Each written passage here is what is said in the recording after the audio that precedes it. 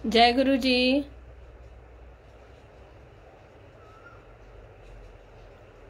जय गुरु जी संगत जी।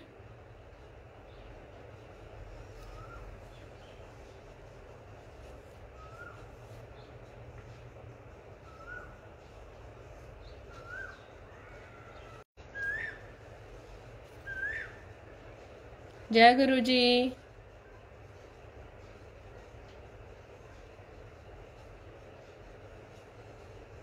जय गुरु जी संगत जी। जय गुरु जी। शुक्राना गुरु जी। गुरु जी के चरणों में कोटि कोटि वंदन। आई हुई प्यारी संगत को जय गुरु जी। शुक्राना मेरे मालिक का, जो मुझे इस काबिल समझते हैं कि मैं अपने इस मुख से उनका गुणगान कर सकूं। महाराज की महिमा का गुणगान करना बहुत मुश्किल है, लेकिन ये सेवा महाराज देते हैं तो मैं गुरुजी से यही प्रार्थना करूंगी कि गुरुजी इतनी हिम्मत और शक्ति और इतना आशीर्वाद देना कि मैं आपकी सेवा में कोई कमी ना छोड़ूं। सुनील अंकल जय गुरुजी। अंकल मेरी आवाज आ रही है? एक बार आप बता दीजिए, फिर मैं सत्संग स्टार्ट कर दूंगी। ठीक से आ रही है, कम या ज्यादा आप बता दीजिए जरा सा।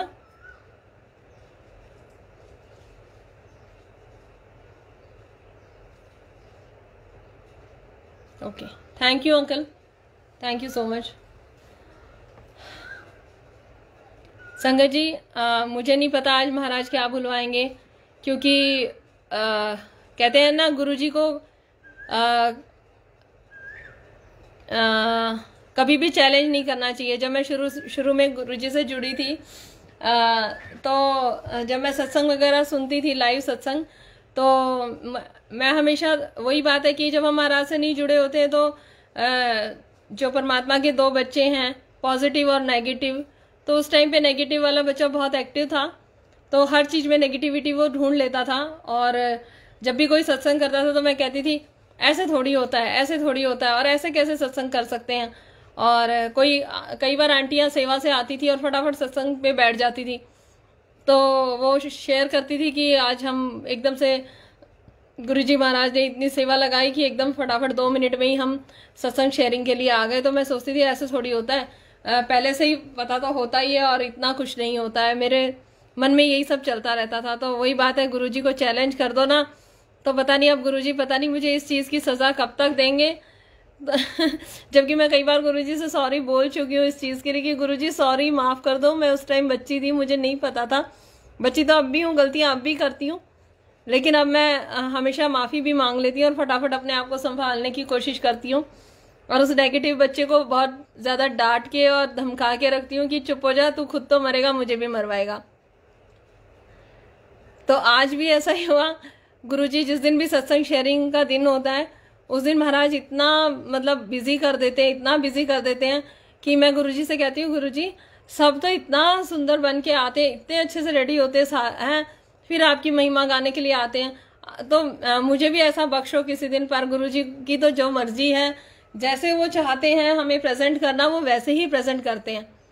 जो उनको पसंद होता है वो होता है संगत जी, हमारी पसंद नहीं चलती। आज सुबह से ही पहले तो शिव जी की सेवा ली महाराज ने, और वो ब्रह्म मुहूर्त में थोड़ा गुरुजी के साथ उनके चरणों की सेवा मिली, अर्ली मॉर्निंग जो ब्रह्म मुहूर्त होता है उसमें। और फिर बस उसके बाद थोड़ा सा ये था कि रेस्ट कर लें दिन में। अचानक से रीना आंटी का कॉल आता है, आंटी क्या कर रहे हो? मैंने कहा कुछ नहीं कर रही। तो कहते कैसे ढीले बोल रहे हो? तो मैंने कहा आंटी बस आजकल पता नहीं बटरफ्लाई गई अभी फिर से, जय गुरुजी। तो मैंने कहा आंटी आजकल पता नहीं क्या बात है, गुरुजी की बड़ी याद आती है, ऐसा लगता है कि बस हम भी देख लेते या हम भी छू लेते। सारा दिन दिमाग में पता नहीं क्यों ये थॉट्स आते हैं। गुरुजी के वीडियोस देखती रहती हूँ मैं सारा दिन, तो बहुत ज़्यादा लो फील कर जाती हूँ कभी कभी।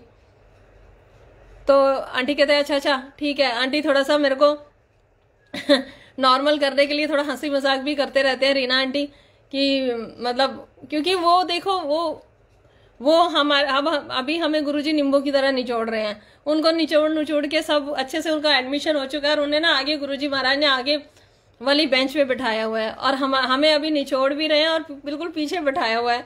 तो हमें आधी बार तो गुरुजी महाराज के आंसर मिलते हैं, आधी बार नहीं मिलते हैं। तो हम बस वो क्लास में जो पीछे बच्चा बैठा होता था उसे आधी बार टीचर की सुनाई देती, आधी नहीं देती, तो वो नोट्स भी बनाता है तो उल्टे सीधे गलत सलत बनाता है। तो मैं वही बच्चा हूँ अभी, कभी बिल्कुल ठीक हो जाती हूँ, कभी एकदम से ही बहुत ज़्यादा ब्रेकडाउन हो जाता है। तो आज बस ऐसा ही था कि दोपहर में बहुत ही ज़्यादा लो फील कर रही थी और कुछ समझ ही नहीं आ रहा था। और इतना गुरुजी ने चक्रव्यूह में फंसाया हुआ था, पता नहीं कहाँ से क्या क्या सवाल उमड़ के आ रहे थे। और सबसे ज़्यादा दिक्कत मेरे साथ ये है कि महाराज कहते हैं कि तूने किसी से पूछा और मैं चला। मुझे ऐसी फीलिंग आती है तो मैं किसी से शेयर नहीं कर पाती हूँ। मुझे हर पल यही डर लगा रहता है कि अगर मैंने किसी से पूछा तो गुरुजी कहेंगे टाटा बाय बाय, फिर उसी से पूछ ले। तो पर हाँ, महाराज की नज़र इतनी रहती है, कैमरा सीसीटीवी कैमरा हमारे गुरुजी महाराज का पल पल रहता है हमारे साथ। क्योंकि जब मेरा बहुत दोपहर में एकदम बहुत लो फील किया, मैंने बहुत ज़्यादा लो फील किया और सोने की कोशिश करी तो नींद तो नहीं आई। और फिर मैंने 1-2 घंटे के बाद ऐसे ही फ़ोन उठा के देखा तो उसमें महाराज की ब्लेसिंग्स आई हुई थी और मुझे ऐसा लगा वो स्पेशल मैसेज गुरुजी ने मेरे लिए किया है कि मैं तेरे साथ हूँ, पल पल साथ हूँ, मैं अपनी बच्चियों को कभी अकेला नहीं छोड़ता। तो पर क्या करें फिर रीना आंटी ने बोला कि चलो आ जाओ आंटी इधर। तो मुझे कुछ एहसास हुआ आज कि शायद महाराज मुझे बुला रहे हैं और बहुत दिन हो गए मेरे को मतलब सत्संग में जाना चाहिए। सेवा महाराज बाहर की बख्शते हैं, पर मैं और रीना आंटी आजकल बस कभी वो बिजी कभी मैं बिजी और फिर कभी कभी बस हम सेवा में ही मिल पाते हैं, ना बात हो पाती। और उस दरबार में तो जा ही नहीं पाते, वो नीचे उतर के आ जाते हैं और वहीं से हम कैब वगैरह में बैठते हैं और सेवा के लिए भाग जाते हैं। तो आज पहले मैं वही सत्संग शेयर करूंगी कि वहाँ मुझे क्या क्या महाराज ने ब्लेसिंग दी। मैं वहाँ गई तो जाते ही मैं तो गुरुजी के पास चिपक के बैठ गई थी आज मैं उनके चरणों से। मैंने कहा आज मैं नहीं उठूंगी, गुरुजी धक्के देके भी भगाओगे ना तो मैं यहाँ से नहीं उठूंगी और मैं कुछ भी नहीं करूंगी, आज कोई सेवा वेवा नहीं करूंगी, मैं आज यहीं बैठूंगी। आज मैं बहुत ही जिद्दी, जैसे छोटे बच्चे हो जाते हैं ना कि बस वो माँ घूमती रहती है और वो पल्ला पकड़ के कि मुझे ले लो, आज मेरा वो हाल था। मैं हिली नहीं वहां से बिल्कुल भी और मैं बैठ गई। मैंने किसी को नहीं देखा, बस गुरुजी को देखा और आंख बंद करके मैं बैठ गई। तो वही बात है कि जो पुरानी नई संगत का मतलब नहीं होता है संगत जी, बट ये है कि हर एक की एक अवस्था होती है। तो संगत की एक अवस्था है, जैसे कि रीना आंटी की एक अवस्था है और जो संगत है उनको पता चलता है कि अभी नई संगत के साथ क्या क्या फेजेस आएंगे, तो वो अपने बच्चों की तरह हमें संभालते हैं। रीना आंटी ने फटाफट जल प्रसाद दिया, चाय प्रसाद दिया और चाय भी गुरुजी ने आज 2 बार पिलाई। तो मैंने कहा थैंक यू गुरुजी। और ऐसा नहीं है, और मुझे ऐसा लग रहा है जैसे मैं पता नहीं कितना खा लूं, आज लंगर प्रसाद भी मैं कितना खा लूं। नहीं तो मेरे को हमेशा ऐसा लगता है कि मेरे मुंह से बाहर आ रहा है, जैसे मुझे लगता है टेस्टिंग चल रही है। गुरुजी कहेंगे कि देखता हूँ तू कितना खा सकती है। और 2 बार चाय प्रसाद भी ले लिया मैंने, बिल्कुल मना नहीं किया और अच्छे से मैंने चाय पी गरम गरम एकदम। और समोसा प्रसाद दिया गुरुजी ने, लड्डू प्रसाद दिया, अच्छे से खिलाया, जिसमें कि मुझे आज ऐसा लग रहा था कि गुरुजी बुला तो रहे हो लेकिन मेरे अंदर इतनी शक्ति नहीं थी कि मैं उठ के कैसे जाऊं। तो मैंने यही सोचा था, मैंने कहा गुरुजी की मर्जी हो गई तो शायद मुझे बिस्तर से धक्का देके वो मुझे वहां पहुंचा देंगे, नहीं तो मुझे ऐसा लग रहा था मैं बिस्तर से उतर के गिर ही जाऊंगी आज, इतनी मेरी हालत खराब थी आज। और ये भी इंट्यूशन आ रहा था कि गुरुजी कह रहे हैं कि मतलब मुझे ऐसा लग रहा था कि वो बुला के वहां पे मुझे जाना चाहिए वहां पे। उसके तो कई रीजन होते हैं, ऐसा नहीं है महाराज यहाँ नहीं ब्लेस करेंगे, वो बात नहीं होती है। पर संगत का संग, वहां पे काफी सारी संगत थी, 4-5 संगत आई हुई थी, साथ थे हम आरती के टाइम पे। हाँ, और वहां से ब्लेसिंग्स मिली। फिर उसके बाद आंटी, मैंने कहा आंटी मेरे को जाने दो, मुझे इजाजत दो, क्योंकि लाइव सत्संग की भी सेवा आई हुई है और गुरुजी ऐसे ही करते हैं। वो या तो ये दिखाना चाहते, गुरुजी मेरे को ये बताते हैं पल पल की देख मैंने तेरे को कितना ब्लेस किया है, तुझे सर से लेके पांव तक मैंने तेरा दूसरा जन्म कर दिया है। कहाँ तू मल्टीपल टास्क नहीं कर सकती थी और अब तू हर चीज कर सकती है। कहाँ मैं अकेले निकलने में इतनी घबराती थी, सड़क पे रोड पे मेरी जान निकलती थी, और अब मेरे को बस सत्संग का पता चलना चाहिए, जैसे तैसे मैं उठ के चल देती हूँ, मुझे नहीं पता चलता। और गुरुजी महाराज की लीला भी आगे बताऊंगी कि वो कैसे पल पल साथ रहते हैं। मैं वहां पहुंची, उसके बाद लंगर में संगत जी देखो कहते हैं ना कि गुरुजी की इजाजत ही होती है। हम अब हमारा, मैं मम्मी डैडी के पास भी तभी फोन कर पाती हूँ जब इजाजत होती है गुरुजी महाराज की। पापा से बात करनी है तो वो गुरुजी डिसाइड करते हैं, मम्मी से बात करनी है तो वो गुरुजी डिसाइड करते हैं। ये बहुत बार मैंने नोटिस किया, कई बार मैं याद करती रह जाती हूँ लेकिन मेरी हिम्मत ही नहीं होती फोन उठा के कर लूं, क्योंकि वो उनकी मर्जी है। अब गुरुजी महाराज की इतनी मेहर है कि हमारे घर में सब महाराज को इतना मानते हैं कि मुझे इतनी खुशी होती कि गुरुजी थैंक यू, आपने उन्हें भी अपने चरणों से लगाया। नहीं तो एक टाइम मेरा ऐसा था, मैं सारा दिन उनके लिए कभी मैं कुछ भेजती थी गुरुजी का, कभी कुछ भेजती थी, और मैं ये कहती थी ये सुनो पापा, वो सुनो पापा, ऐसे करके, और वो नहीं सुनते तो मुझे बहुत दुख लगता था। लेकिन फिर एक दिन गुरुजी से मैंने कहा कि गुरुजी आप ही तो सब कुछ करते हो, तो आप देख लो, मेरे से नहीं होता ये, मैं इतनी टेंशन नहीं ले सकती। तो गुरुजी महाराज तो जान ही जान है। और वहां पे गई तो संगत जी मैं अपनी मम्मी के पास नहीं जा पाती हूँ, तो देखो संगत में ही सब कुछ है। रीना आंटी की मम्मी ने लंगर भेजा, और लंगर भी क्या भेजा, मेरा फेवरेट लंगर। आजकल गुरुजी लंगर के मामले में मुझे बहुत ब्लेस कर रहे हैं। वहां पे प्याज प्रसाद था, और हमारे में मिस्सी रोटी बनती है मोटी मोटी, और लस्सी, और अचार प्रसाद, और वो था, और मक्खन था खूब सारा। तो गुरुजी को पता है कि गुरुजी को सब पता होता है कौन से विटामिन चाहिए अभी इस टाइम पे, क्या इसकी बॉडी में लो हो रहा है। और गुरुजी ने इतना अच्छे से तृप्त करके मुझे वहां से भेजा। मैं वहां से निकली संगत जी गुरुजी से आज्ञा लेके, और थैंक यू बोल के कि शुक्राना मालिक मुझे यहाँ तक लाने के लिए। और जैसे ही मैं नीचे उतरी, मेरे को याद नहीं रहा कि मैं बेटे को फोन कर दूं कि लेने आ जाए, और मैं नीचे उतर गई। क्या टाइम हुआ था, 5:15 हुए थे। मैं वहां खड़ी, और वहां पे कोई रिक्शा नहीं मिलता, और मैंने कैब भी बुक नहीं कराई, ना बेटे को बुलाया कि लेने आ जा। अब मैंने कहा गुरुजी क्या करूं, और मैं एक बार तो पैनिक हुई, फिर मैं काम डाउन हो गई। मैंने कहा गुरुजी आपकी मर्जी, लेट भेजना होगा तो उसके पीछे आपका कोई कारण होगा, और टाइम से पहुंचना होगा। मैं कोशिश पूरी कर रही हूँ कि मुझे टाइम से जाना है, आगे आप जानो। संगत जी आप मानिए, आज मैं गुरुजी से यही पूछ रही थी कि गुरुजी आज मैं कौन सा सत्संग शेयर करूंगी, तो पहला आंसर तो गुरुजी ने मुझे वहां पे प्रैक्टिकल करके दिखाया कि यही करेगी जो तेरे मन में चल रहा है। संगत जी उधर से एक अंकल है, राकेश मदान अंकल है, काफी अच्छे सेवादार हैं। वो वहां पे गाड़ी लेके, और एक अंकल और उनके साथ एक और अंकल जिनकी एज होगी मतलब पापा के जितनी, मेरे पापा के जितनी एज के। जैसे आज सुबह से मैं ये याद कर रही थी कि मैं आज गुरुजी को पिताजी के रूप में, पापा के रूप में बहुत याद कर रही थी कि मतलब अपनी बेटियों को बहुत याद आती है गुरुजी आपकी। यही सोच सोच के मैं बहुत परेशान हो रही थी आज, बहुत ज्यादा। तो देखो गुरुजी ने, मैं ये सोच रही थी कि गुरुजी आप कितना ब्लेस करते हो हमें अकेला। वैसे सत्संग में हम जाते हैं तो गुरुजी हम बेटियों को कभी अकेला नहीं छोड़ते। गुरुजी की बेटियों के साथ गुरुजी के शेर भी होते हैं, और गुरुजी खुद भी होते हैं। तो शेर के रूप में भी दिखाई दिए गुरुजी, और पिताजी के रूप में भी दिखाई दिए, क्योंकि एक राकेश मदान अंकल थे और एक वो अंकल थे जो काफी एज के थे। और आप मानिए संगत जी, वो लोग बड़े मंदिर से दर्शन करके आ रहे थे। तो जैसे ही मैं वहां खड़ी और मैं इतनी टेंशन में, मैंने ऐसे मुड़ के देखा, मैंने देखा राकेश अंकल। मैंने कहा, उन्होंने बोला आंटी जय गुरुजी। मैंने कहा जय गुरुजी अंकल। मैंने कहा, और मैंने एक सेकंड नहीं लगाया, मैंने कहा अंकल मुझे छोड़ के आओ पहले। संगत जी जब हम गुरुजी से नहीं जुड़े थे तो क्या हम किसी से इतना जल्दी बोल सकते थे? इतनी हेजिटेशन होती थी हमें, क्योंकि नेगेटिव समाज में हम रहते हैं, नेगेटिव बुद्धि होती है। और जैसे ही मैं गाड़ी में बैठी, मैंने सोचा दो राकेश अंकल के साथ एक अंकल और भी बैठे हैं, वो तो एकदम पापा जितनी उम्र के। और जो उन्होंने बोलना शुरू किया, उन्होंने सीधा, मैंने तो मन में शुक्राना किया, और उन्होंने, वो तो पूरे रास्ते सत्संग शेयर करते हुए आए कि देखो गुरुजी कैसे सेवा के लिए भेजते हैं। आंटी हम बड़े मंदिर से आ रहे थे, और मेरे बैठते ही उन्हें मैंने नहीं बताया कि लाइव सत्संग शेयर होना है। उन्होंने खुद ही बोल दिया कि देखो गुरुजी ने ना ये हमें भेजना था सेवा के लिए, क्योंकि आंटी का लाइव सत्संग शेयर होना है। मैं गुरुजी को बोली, मैंने कहा मैंने तो इन्हें अभी ये सब बताया भी नहीं, और ये क्यों बोल रहे हैं ऐसे।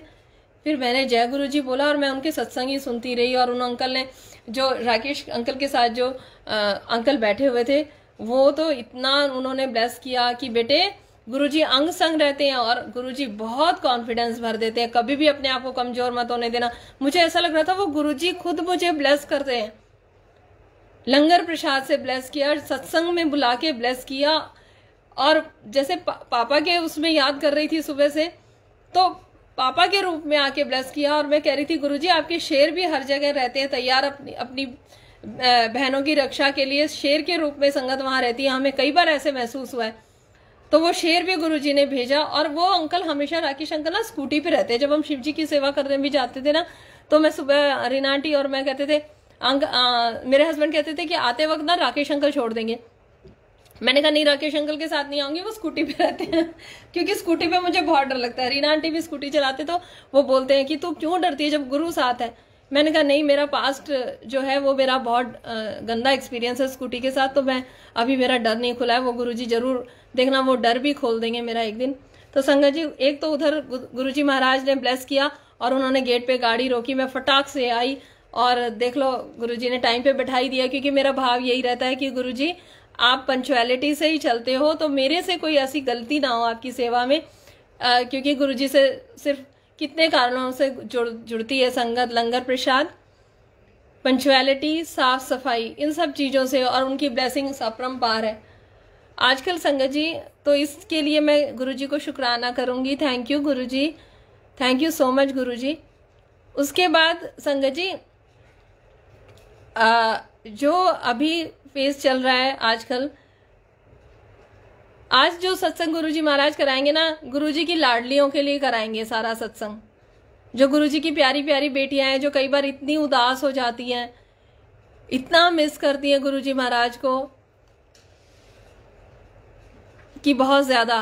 तो संगत जी, आज गुरुजी यही कह रहे हैं कि मेरी बेटियों के लिए मैं कभी भी अलग नहीं हूँ। गुरुजी पल पल यही दिखाते हैं, लेकिन मैं खुद इतना टूट जाती हूँ कभी कभी।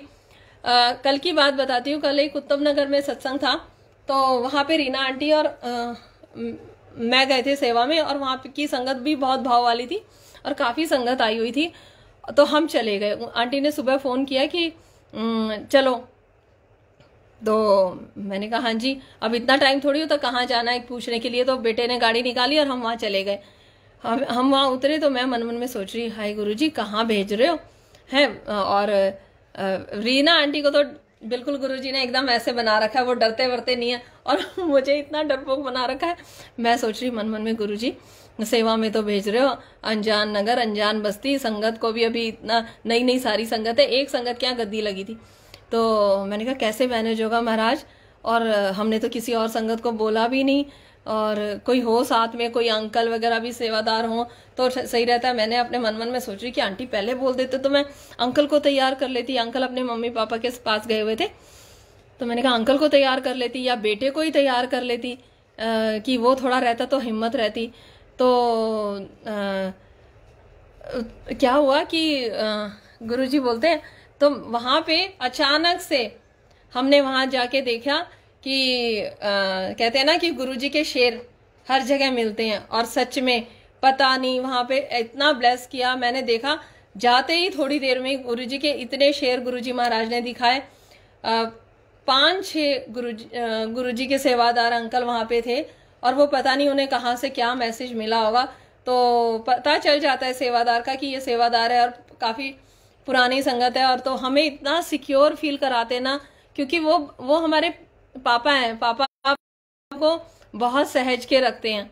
मुझे नहीं समझ में आता कि संगत इतना ज़्यादा मतलब हम लोगों को ऐसे क्यों समझती है कि हमारे सर पे किसी का हाथ नहीं है, या हमारे पिताजी है नहीं, हमारे पिताजी पल पल पल पल हमारे साथ हैं, और वो इतना ब्लेस करते हैं, और ऐसे आते हैं ना हर रूप में। मैं कई बार कैब में भी अकेले होती हूँ तो भी मैं गुरुजी से पूछती हूँ, गुरुजी अंगसंग हो, और गुरुजी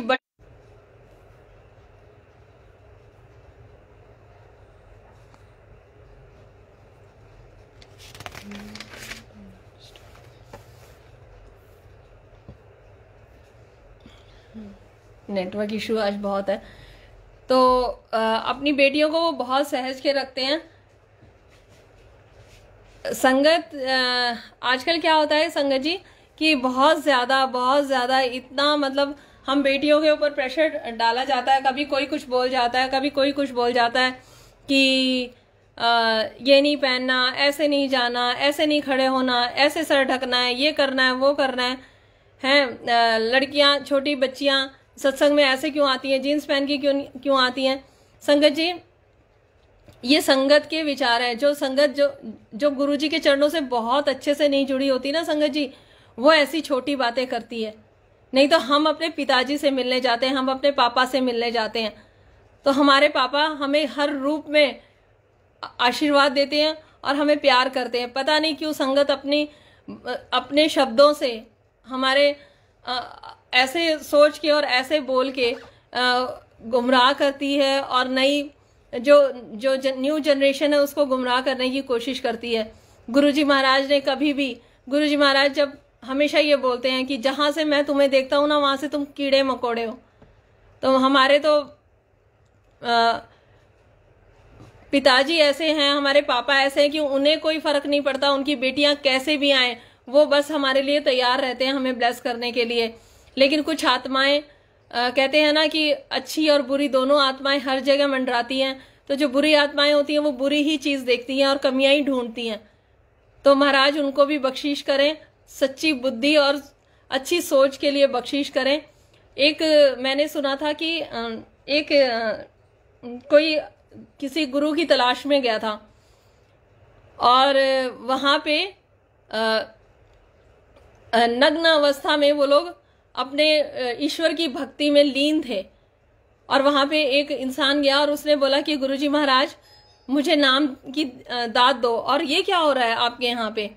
तो उन्होंने एक तेल का कटोरा उन्हें भर के दिया और गुरुजी ने, और उन्हें जो वहाँ के महात्मा थे जिनसे वो नाम की दात लेने के लिए गए थे, तो तेल का कटोरा उन्होंने भर के दिया और कहा कि इस तेल का कटोरा लेके और पूरे मंदिर के बहुत बड़ा कोई आश्रम था वो, तो उसके चक्कर लगाओ।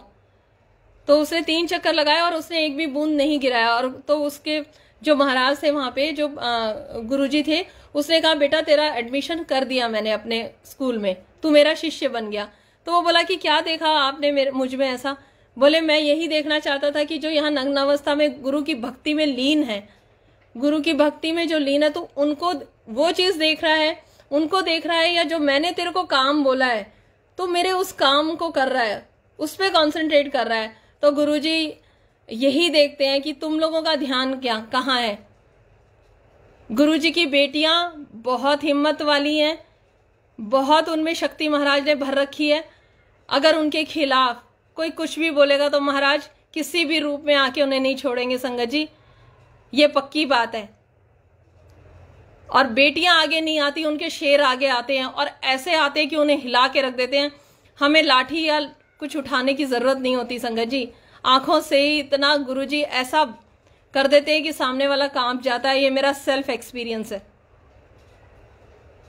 तो बस मैं यही कहूंगी कि गुरुजी की बेटियों पे किसी भी तरीके की टिप्पणी करने की संगत को कोई जरूरत नहीं है, किसी भी तरह की।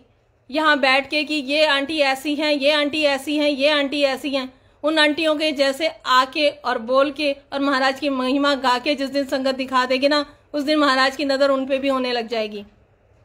ठीक है, बेटियां कुछ बोलती नहीं है क्योंकि उस बाप ने, उस सच्चे बादशाह ने, उस रब ने इतनी संस्कार अपनी बच्चियों में डाले हैं संगत जी कि वो बच्चियां आंखें बंद करके इधर उधर देखने लग जाती हैं, क्योंकि वो अपने बाप से मिलने आती हैं। वहां पे वो संगत की इस इधर उधर की बातों में नहीं आती हैं, वो सिर्फ उस दरबार को देखने आती हैं और वो उसी में खो जाती हैं।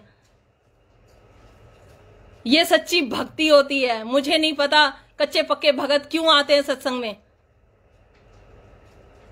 और आते हैं तो भी कोई बात नहीं संगत जी, एक बार आ सकते हैं वो ऐसे दर पे, दोबारा महाराज उन्हें आने की इजाजत भी नहीं देते। ये चीज आप आजमा लेना।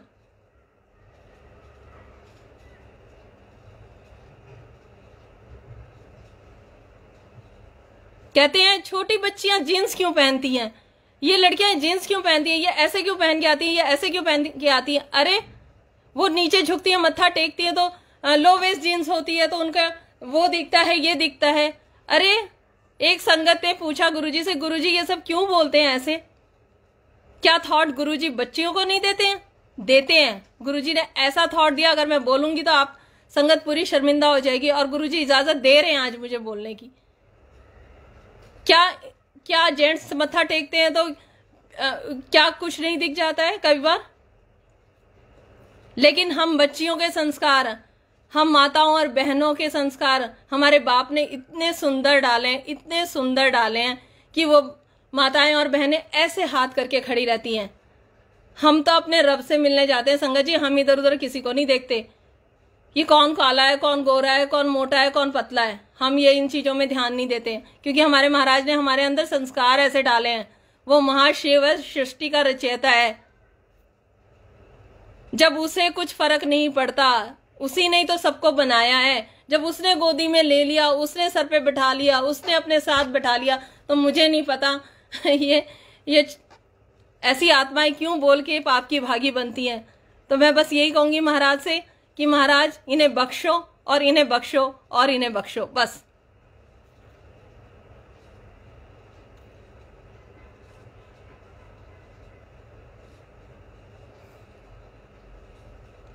इतना मुझे विश्वास है कि उस दर पे जो भी चला गया, चाहे बुरी आत्मा चाहे अच्छी आत्मा, महाराज हाथ पकड़ लेंगे उसका।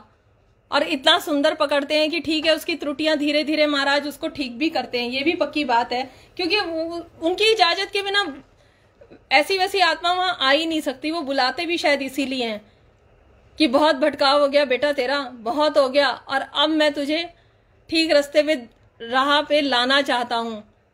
संगत सोचती है कि महाराज का सीसीटीवी कैमरा उन्हें देख नहीं रहा, पल पल देखता है संगत जी, पल पल देखता है। गुरु जी ने तो बेटियों को ऐसे रखा हुआ है। और ये संगत जो यहाँ पे दिख रही है, जो महाराज की बेटियां प्यारी प्यारी दिख रही हैं मुझे, ये जानती है इस बात को। कहते हैं ना कि बेटियों में जब तक वो कमसिन कली महाराज बना के प्रेजेंट तो करा है, फूलों जैसा नाजुक बना के महाराज ने दिखाया है कि मेरी बेटियां इतनी प्यारी हैं और इतनी सुंदर और इतनी फूल सी कोमल है। उस कोमलता के पीछे जो भगवान जी अगर जब अपना रूप दिखाते हैं ना, तो वो रूप से सामने वाला कांपता भी है संगत जी। फिर ये नहीं देखते कि आंटी कैसी है और कैसी नहीं है, हिला देते हैं गुरुजी, क्योंकि हम तो खुद ही अपने में नहीं रहते। हमने तो गुरुजी को धारण करा हुआ है, तो हमारे साथ तो अंग संग गुरुजी रहते हैं संगत जी। हमारे गुरुजी हर टाइम हमें ब्लेस करने, हमारी रक्षा के लिए 24 घंटे खड़े रहते हैं, चाहे वो पति के रूप में, चाहे भाई के रूप में, चाहे बड़े भाई के रूप में, चाहे छोटे भाई के रूप में, चाहे गुरुजी के शेरों के रूप में। गुरुजी की बेटियों को, और गुरुजी ने सबसे ज्यादा और सबसे ज्यादा अपनी बेटियों को ब्लेस किया है, उन्हें सबसे आगे रखा है।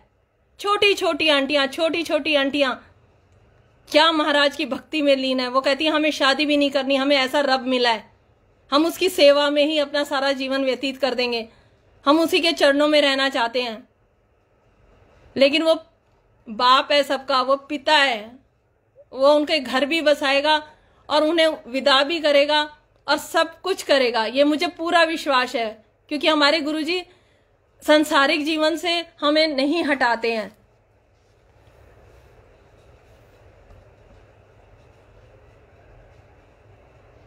मैं जानती हूं मेरे रिश्ते को, मेरे और मेरे पति के रिश्ते में इतना प्यार पहले भी था, लेकिन गुरुजी महाराज के आने के बाद हमारी एक अलग बॉन्डिंग हुई है। हम लड़ते, गुरुजी महाराज किसी ना किसी रूप में हमारे रिश्ते को शुरू से ब्लेस किया है। हम लड़ते पहले भी नहीं थे संगत जी, बहुत महाराज की बख्शीश रही है, बहुत उस परमात्मा की मेहर रही है। लेकिन अब वो ऐसे ब्लेस करते हैं, वो कभी हस्बैंड वाइफ को अलग नहीं करते हैं।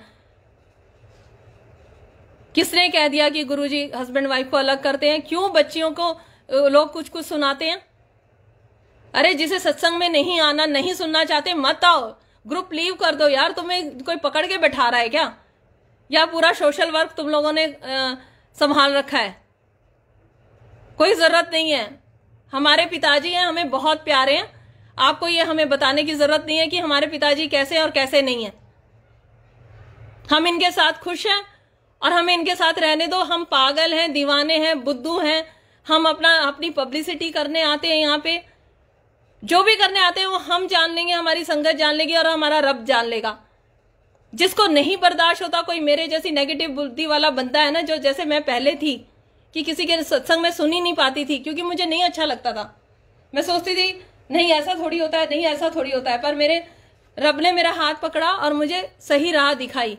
तो हो सकता है, मैं ये नहीं कहती कि मैं बहुत अच्छी हूं, मैं तो बहुत ही अव्वल दर्जे की, एकदम से बहुत ही बेकार हूं बुद्धि के मामले में। लेकिन अब मेरा रब मेरे पास है, उसने मुझे सोझी बख्शी है और उसने मुझे हर चीज समझाई है कि बेटा ऐसे नहीं, ऐसे नहीं, ऐसे नहीं। और मुझे ही नहीं समझाई है, हर एक औरत संगत जी प्लीज, आप सब गुरुजी की लाडलियां हैं, कभी भी ये मत सोचना कि आंटी आप ब्लेस्ड हो।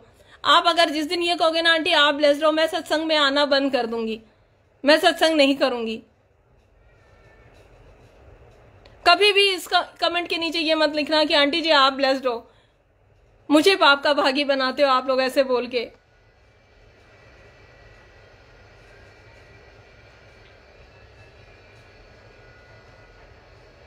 आप सबको पता है, आप सबको पता है कि महाराज हाथों पे रखते ही मैं खुद, ये मुझे मालूम है मेरे गुरु की शक्ति, हमारे गुरु की शक्ति मुझे मालूम है। एक एक महीने के अंदर गुरुजी ने ऐसे रिश्ते खराब होते होते ब्लेस किए, तो कैसे कह सकते हैं। आधा अधूरा सत्संग सुन के गुमराह मत होइए। मेरी अभी की जर्नी, आज का सत्संग सुन के और अपने डिसीजन को चेंज मत करिए। अगर मेरे से ही इंस्पायर हो रहे हैं या मेरी ही बात सुन के आप पल्ला पकड़ रहे हो ना, अलबत्ता तो मैं कुछ नहीं हूं। सत्संग सुनने हैं तो पुरानी संगत के सुनिए, कमलेश आंटी के सुनिए, ओल्गा आंटी के सुनिए, बुलबुल आंटी के सुनिए, रीना आंटी के सुनिए, इनको सब बहुत पता है मेरी अभी की जर्नी से। और ये मत सोचिए क्योंकि मेरी स्टार्टिंग की जर्नी या तो सुनना है तो फिर पूरा सुनिए। आधा अधूरा ज्ञान बहुत भयंकर होता है संगत जी, आधा अधूरा ज्ञान बहुत भयंकर होता है संगत जी। सुनना है तो पूरा सत्संग सुनिए। कैसे मैं नेगेटिविटी से घिरी हुई थी, कैसे कैसे गुरुजी महाराज ने मुझे एक एक सीढ़ी बख्शी। अचानक से तो मैं 4 बजे नहीं उठने लग गई थी। मेरी जर्नी शुरू से देखिए ना आप, 1 महीने जुड़ के और फिर आप ये सोच रहे हो कि आंटी सारी रात जगती है या 4 बजे उठती है या 1 बजे उठती है या ब्रह्म मुहूर्त में उठ रही है। आंटी ने आप पे बेटा थोपा तो नहीं है, आंटी ने थोपा है। आंटी हर सत्संग में आपको ये बोल रही है कि बच्चे जितना होता है उतना करो। महाराज अपनी बच्चियों को ऐसे रखते हैं। आंटी कनेक्शन कैसा बनता?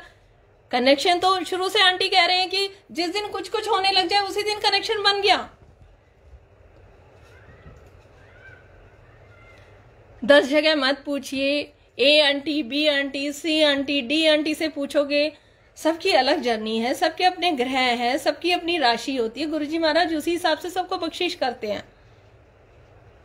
हो सकता है कि आपको गुरुजी ने बहुत प्यार से सहज के रखा हुआ है कि मत उठ बेटा, तेरे पर पूरी नजर है। और सच में 1 महीने के अंदर सब करवाएंगे। आप या तो पहले का सत्संग सुनिए, मैं सारा दिन सोती थी संगत जी में। तो ऐसा थोड़ी है कि मतलब अब मैं जग रही हूं या अब मैं सेवा में जा रही हूं तो हो सकता है गुरुजी महाराज मेरा कुछ कर्म काट रहे होंगे। आप गुरुजी से खुद बात करिए ना, सोचिए। मैंने तो कभी किसी से नहीं पूछा। रीना आंटी ने मुझे अपने बच्चे की तरह रखा। मैं आज भी रीना आंटी से कुछ नहीं पूछती हूँ, ना मैं उनसे कुछ शेयर कर पाती हूँ। मुझे रीना आंटी से डर नहीं लगता, वो मुझे बहुत प्यार से रखते हैं। लेकिन मुझे गुरुजी से डर लगता है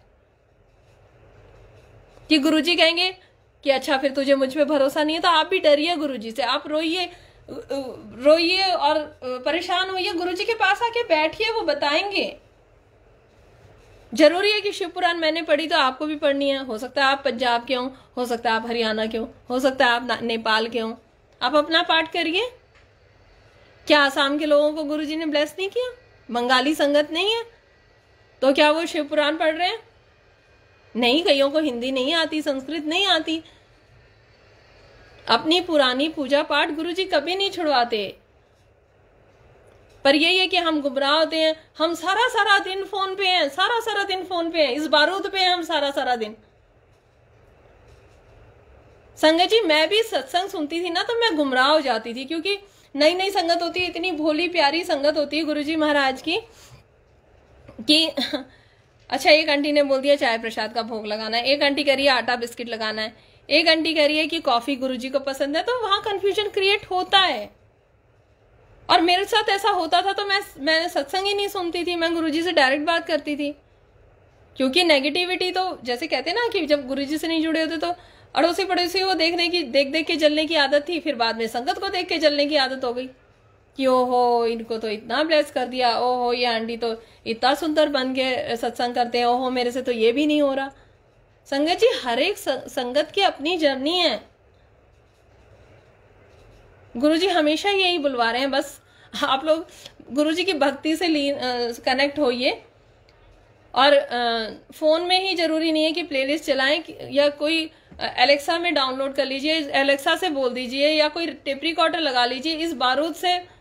इस बारूद से 2-3 घंटे दूर रहिए। गुरुजी बार बार यही बुलवाते हैं मेरे से, मुझे नहीं पता क्यों।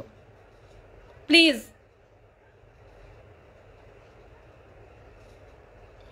इसके पीछे भी सत्संग है। एक आंटी सारा दिन लीड लगा के गुरुजी महाराज के सत्संग सुनती थी, उनके साथ उनको ही कोई नस यहाँ से दब गई थी, बहुत नुकसान हुआ था उनको। मैं बहुत कोशिश कर रही हूँ, मैं महाराज से कह रही हूँ कि गुरुजी अपनी उस बेटी को आज्ञा दो सत्संग शेयर करने की।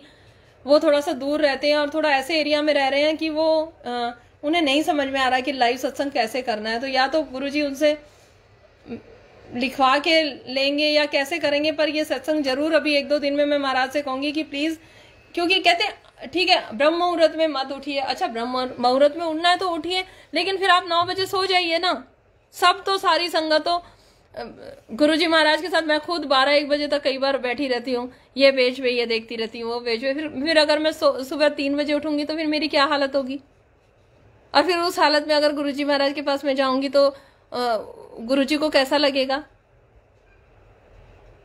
आप प्यार करिए ना, अपने पिताजी से प्यार करिए, आप खुद ऐसे फील करिए। किसी से मत पूछिए कौन सा पाठ करना, आप ये सोचिए कि ये मेरे बेस्ट फ्रेंड है, ये मेरे पिताजी हैं, ये मेरे जिस भी रूप में भाव आता है आप उस रूप में गुरुजी से कनेक्ट होइए। और 24 घंटे गुरुजी नहीं करना चाहिए। सिर्फ भक्ति का 2.5 घंटा गुरुजी ने बोला। और अब तो गुरुजी ने सारी संगत को इतना ब्लेस कर दिया है कि रोम रोम में गुरुजी हैं। जो भी संगत यहाँ सत्संग सुन रही है, मैं पूरा गुरुजी महाराज, मुझे ऐसा लग रहा है कि ये इनके रोम रोम में बसे हुए हैं गुरुजी। क्योंकि जितनी बार हम गुरुजी बोलते हैं गुरुजी उतनी बार आते हैं। अभी अंकल को ना जल्दी से कुछ साइन दिखते नहीं है, तो मैं एक दिन अंकल को ऐसे बोल रही थी, मैंने कहा थोड़ा ना ढूंढने की कोशिश करा करो, याद करने की कोशिश करा करो। तो बड़े मंदिर से लंगर प्रसाद की थाली मिली थी, तो जब ये खाने लगे तो ऐसे ना रोटी प्रसाद को देख रहे थे, तो ऐसे देख रहे थे तो मुझे हंसी आई। मैंने कहा हो शुरू हो गए, आप भी देखना ढूंढना। और आप मानिए उसी टाइम गुरुजी ने रोटी पे ओम दिखाया। तो जितनी बार आप बोलोगे वो उतनी बार हाजिर होते हैं। तो थोड़ा गुरुजी को भी नई संगत को ब्लेस करने जाने दो। हमें तो महाराज ने बहुत ही प्यार से चरणों में रखा हुआ है। तो जो नई संगत जो याद करती है, बार बार बोलती है गुरुजी कहाँ हो, हमें भी साइन दो। तो जब मैं शुरू में मैंने सत्संग सुना था बटरफ्लाई वाला, तो वो आंटी कहते कि बहुत देर से गुरुजी फिर उस गमले में बैठे थे। फिर मैंने कहा गुरुजी ठीक है, थैंक यू सो मच, आपने मुझे इतना ब्लेस किया है। अब गुरुजी आप जाओ नई संगत को ब्लेस करो। तो नए बच्चे जो आ रहे हैं संगत जी, प्यारे प्यारे, हमारी इतनी प्यारी प्यारी संगत जुड़ रही है महाराज की। Thank you uncle, we are blessed. Yes you are right. बस आंटी अंकल सबसे मेरी हाथ जोड़ के विनती है, कभी भी ये मत लिखना आंटी यू आर ब्लेस्ड। आप मेरी ब्लेसिंग्स कम कर रहे हो। We are blessed, we are so blessed. मैं तो कहती हूँ सोने से पहले लिख के सो, 5-5 बार 7-7 बार लिख के सो, देखो कैसे जादू होता है। और हंसो, एक बार हंसोगे सच में आपको आवाज आएगी गुरुजी और डबल हंस रहे हैं, फिर आप और जोर से हंसो, फिर गुरुजी और जोर से हंसेंगे। क्योंकि मुझे गुरुजी ने हमेशा ऐसे ही सत्संग सुनाए हैं कि गुरुजी बहुत हंसते हैं। और एक आंटी ने आके बोला गुरुजी से कि गुरुजी 4 दिन पाठ कर लिया, 5 दिन पाठ कर लिया, मेरे से नहीं होता। तो गुरुजी बोले ले फिर क्यों होया, छठ पाठ नु तू मेरी ते मैं तेरा, हो गया पाठ। मुझे शुरू से गुरुजी ने ऐसे ही सत्संग इतनी एक लाइन सुनाई है। बहुत बहुत घबरा रही थी, एक बार बहुत नई जुड़ी थी गुरुजी से, बहुत नई जुड़ी थी, तो बहुत लग रहा था कि कनेक्शन। तो एकदम एक दिन अचानक से ओल्गा आंटी का सत्संग सुना, तो कहते क्यों टेंशन लेनी है। वो इतना आराम से बोलती है कि सीधा यहाँ जाता है। कहती क्यों टेंशन लेनी है, क्या जरूरत है इतनी टेंशन लेने की, क्यों इतना घबराना है। ज्यादा टेंशन हो तो गुरुजी से कह दो यार खुद तो वहां जाके बैठ गए हो हैं और हम चक्की पीसिंग।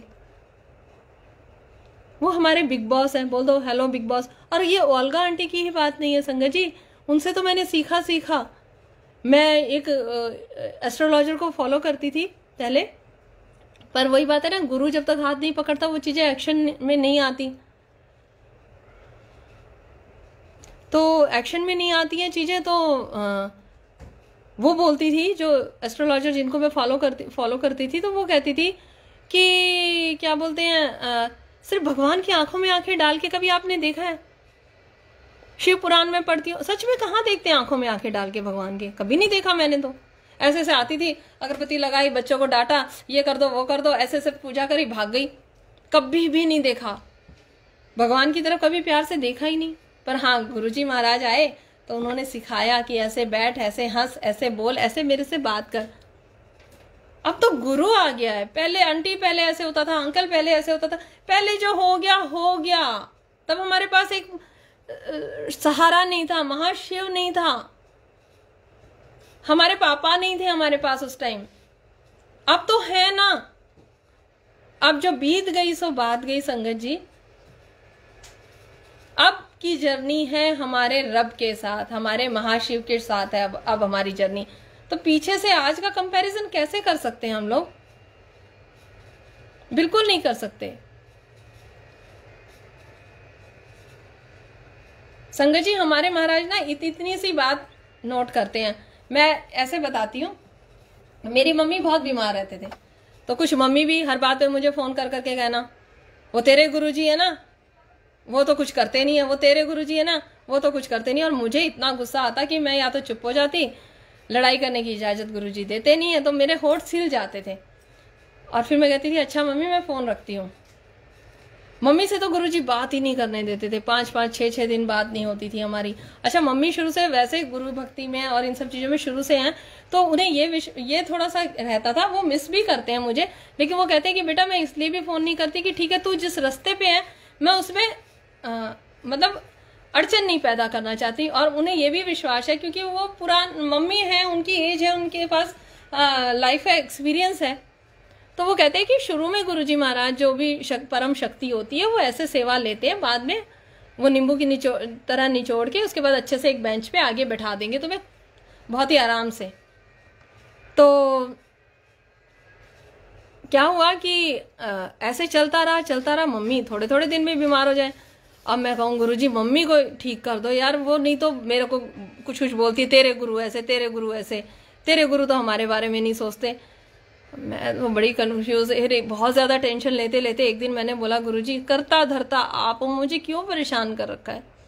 तब तक भी गुरुजी, फिर 10 दिन में मम्मी बीमार हो जाए, फिर 15 दिन में। मैं कहा क्या चक्कर है, क्या चक्कर है? गुरुजी मेरी मम्मी को ठीक कर दो, मेरी मम्मी को ठीक कर दो।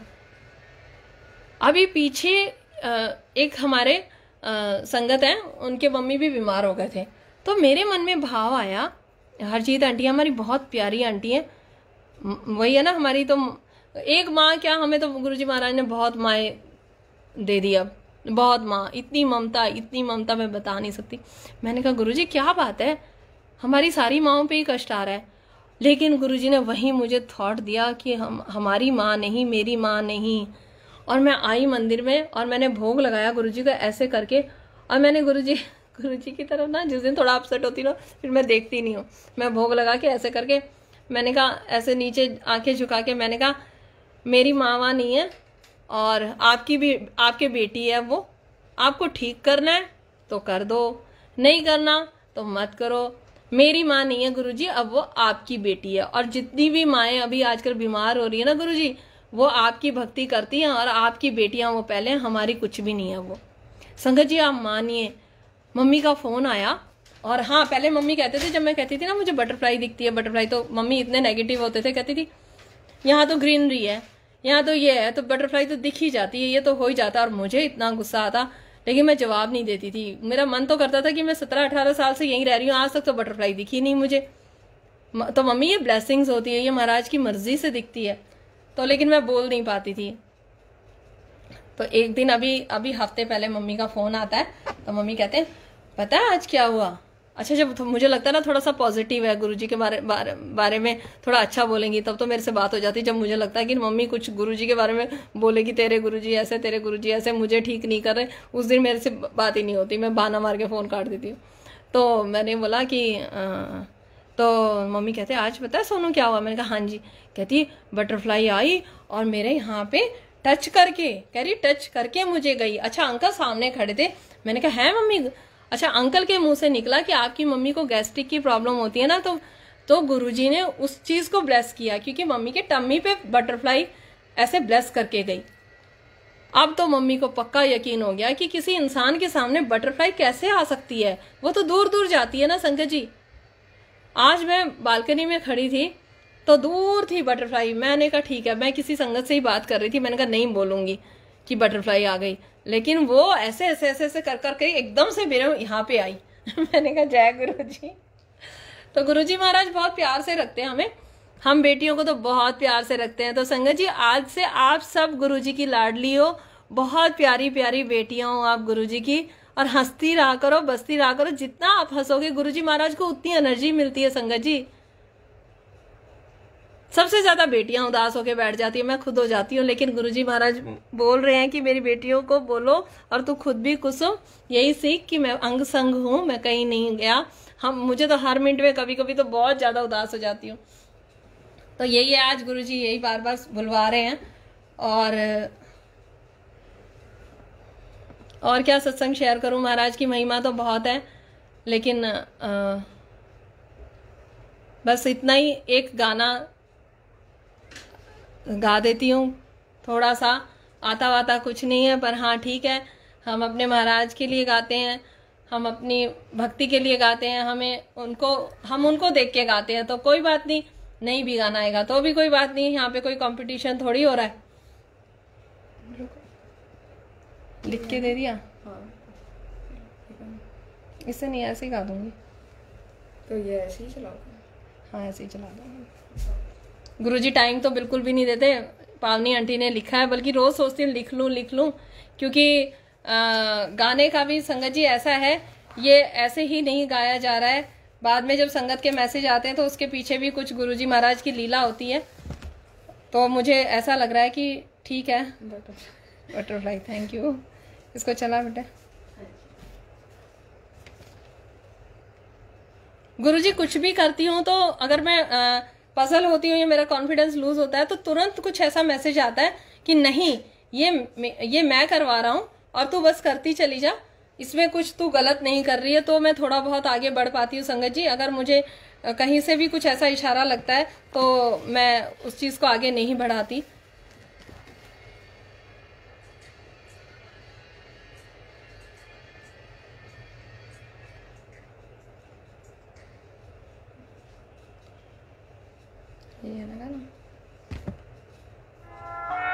प्यार दिलों को देता है, अश्कों को दामन देता है, जीना उसका जीना है, जो औरों को जीवन देता है, मधुबन खुशबू देता है, सागर सावन देता है, जीवन खुशबू देता है।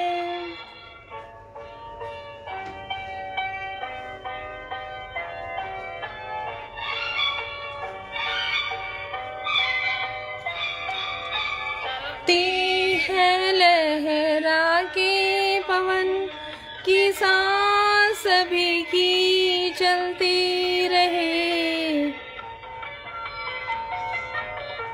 ती है लहरा के पवन की सांस भी की चलती रहे, लोगों ने त्याग दिए जीवन की प्रीत दिलों में पलती रहे, की प्रीत दिलों में पलती रहे। दिल वो दिल है जो औरों को अपनी धड़कन देता है, जीना उसका जीना है, जो औरों को जीवन देता है, मधुबन खुशबू देता है, सागर देता है, जीवन खुशबू देता है।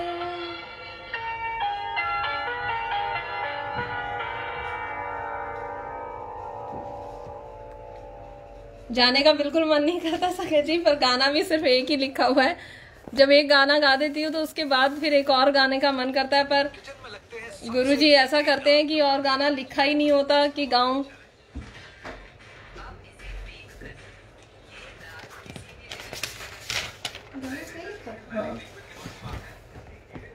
एक और गाना गाएं संगत जी, या घर गृहस्थी के कामों में जाना है तो ठीक है, मैं आज्ञा लेती हूँ गुरुजी से।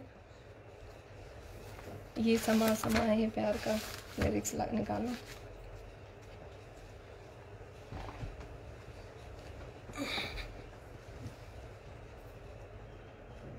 खाना बनाने का टाइम हो गया होगा संगत जी का, आज्ञा ले ले। गुरुजी जितना रुलाते हैं ना, फिर अपनी बेटियों को उतना ही प्यार करते हैं। 4 मिनट है, रुक जाए।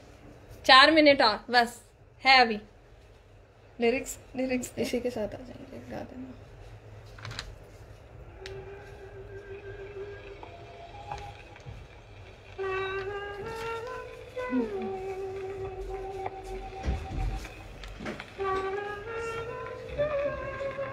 अच्छा